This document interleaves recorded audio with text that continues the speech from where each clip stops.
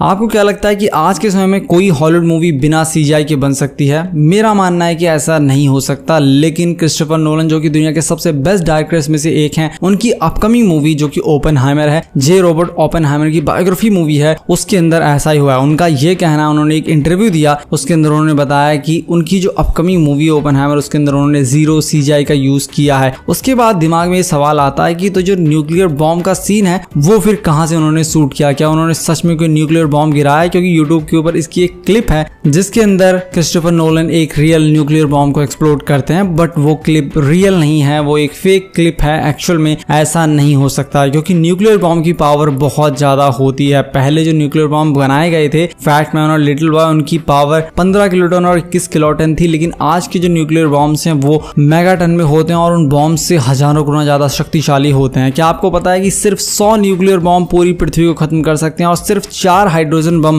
पूरी पृथ्वी को खत्म करने के लिए काफी है? तो ऐसे टेस्ट तो डेफिनेटली कोई भी नहीं करेगा, और दूसरी बात गवर्नमेंट परमिशन देगी भी नहीं, और दूसरी बात ये लोग पागल भी नहीं है। तो वो जो सीन है उसके ऊपर मैंने रिसर्च की कि आखिर वो सीन फिर कैसे क्रिएट किया गया बिना सीजीआई के। तो वहां पे पता चला क्रिस्टोफर नोलन ने एक इंटरव्यू दिया था जिसके अंदर उन्होंने बताया कि उसको बनाने के लिए उन्होंने बहुत सारी चीजों का यूज किया, जैसे गैसोलीन, पेट्रोलियम, इस तरह करके बहुत सारे एक्सप्लोजन करके उसको शूट किया गया है। तो जो लोग ये समझ रहे थे कि ये एक्चुअल न्यूक्लियर बॉम्ब है, तो ऐसा बिल्कुल भी नहीं है, ना ऐसा हो सकता है। बाकी मूवी तो अभी तक रिलीज नहीं हुई है, लेकिन ट्रेलर देखने के बाद मुझे विश्वास हो गया कि इसके अंदर सीजीआई का बिल्कुल भी यूज नहीं किया गया है, क्योंकि कहीं पे जरूरत ही नहीं पड़ रही है। पूरी मूवी प्रैक्टिकल इफेक्ट के ऊपर बेस्ड है और मूवी को बहुत ज्यादा रियलिस्टिक रखा गया है। बाकी जो लोग क्रिस्टोफर नोलन के बारे में जानते हैं उन लोगों को पता होगा कि क्रिस्टोफर नोलन अपनी मूवीज को रियलिस्टिक बनाने के लिए कुछ भी कर सकते हैं। अगर आपने इंसेप्शन मूवी देखी है तो उसके अंदर एक सीन आपने देखा होगा जहां पे रूम्स टेढ़े मेढ़े हो रहे होते हैं, तो वो सीन एक्चुअल में शूट किया गया था, असली जगह पे इन्होंने उस पूरी चीज को डिजाइन किया था। उसके साथ में टेनेट मूवी के अंदर इन्होंने एक्चुअल प्लेन की टक्कर कराई थी, तो आप सोच सकते हैं कि कितने बड़े लेवल पे जा सकते हैं। तो वही कुछ इन्होंने इस मूवी के साथ किया है, जिसकी एक्चुअल में मेरे हिसाब से जरूरत ही नहीं थी। और वो ये है कि इनकी ये जो मूवी है ओपेनहाइमर, ये दुनिया की सबसे पहली black and white IMAX movie बन गई, क्योंकि इस मूवी को बनाने के लिए इन्होंने एक नई टेक्नोलॉजी डेवलप की है, यानी कि एक नया कैमरा डेवलप किया है आईमैक्स का, जिसके अंदर ये ब्लैक एंड व्हाइट वीडियोस को शूट कर सकते हैं। अब इसकी जरूरत वैसे तो मुझे नहीं लगता थी, क्योंकि अगर किसी भी वीडियो को ब्लैक एंड व्हाइट बनाना है तो सैचुरेशन हटा दो, वो movie automatically black and white हो जाएगी। लेकिन उसके बाद भी इन्होंने अपनी मूवी को ज्यादा रियलिस्टिक बनाने के लिए ब्लैक एंड व्हाइट टेक्नोलॉजी का यूज किया, जिसको अगर आपको देखना है तो आपको ऑस्ट्रेलिया जाना पड़ेगा, क्योंकि इंडिया के अंदर एक भी ऐसा आईमैक्स का थिएटर नहीं है जिसके अंदर एक्चुअल में उन सारी फिल्मों को दिखाया जाए। क्योंकि आईमैक्स एक डिजिटल कैमरा नहीं है, उसके अंदर रील्स का यूज किया जाता है, लेकिन इंडिया के अंदर ऐसा एक भी आईमैक्स थिएटर नहीं है जिसके अंदर उस रील्स के जरिए मूवी को दिखाया जाए। और ऐसा थिएटर ऑस्ट्रेलिया के अंदर एक है जिसके अंदर आप जाके उस चीज को फील कर सकते हैं, वहां पे आपको डिफरेंस पता लगेगा। लेकिन इंडिया के अंदर ये डिफरेंस पता नहीं चलेगा, क्योंकि ब्लैक एंड व्हाइट तो ब्लैक एंड व्हाइट ही होता है। बाकी अगर मैं आपको थोड़ा बहुत ओपेनहाइमर के बारे में बताऊं तो वो काफी समय से इन सारी चीजों की पढ़ाई कर रहे थे, और जब उनका मन इन सब चीजों से भर गया, क्योंकि वो बहुत ज्यादा दिमाग से तेज थे, वो बड़ी जल्दी हर चीज को समझ लेते थे, इसलिए वो बड़ी जल्दी बोर भी हो जाते थे। लेकिन उन्होंने सोचा क्यों ना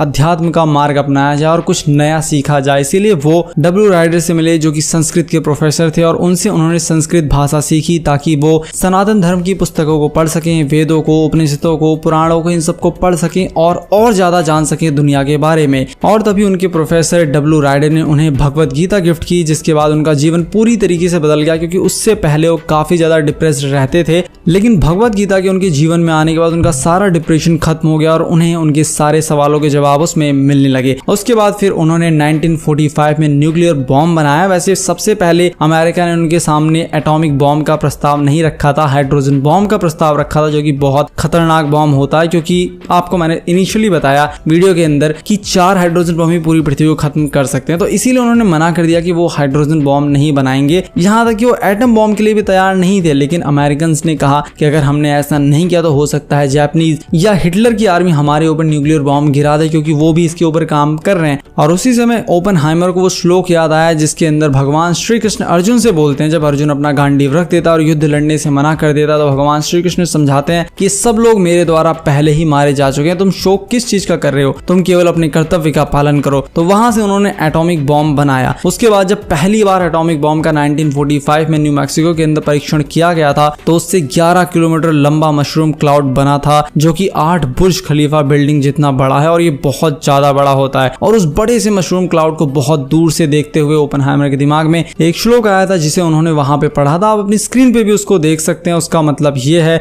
कि जैसे आसमान में हजारों सूर्य फट पड़े हो, ऐसा स्वरूप भगवान श्री हरि विष्णु का है। तो वो श्लोक वहां पे उन्होंने उस बड़े मशरूम क्लाउड को देखते हुए पढ़ा था। उसके कुछ समय बाद जब अमेरिका ने एटॉमिक बॉम्ब गिराए थे फैट मैन और लिटिल बॉय हिरोशिमा और नागासाकी पे, तो उन्होंने ये श्लोक पढ़ा था जिसे आप अपनी स्क्रीन पर देख सकते हैं। I remembered the line from the Hindu scripture, the Bhagavad Gita. Vishnu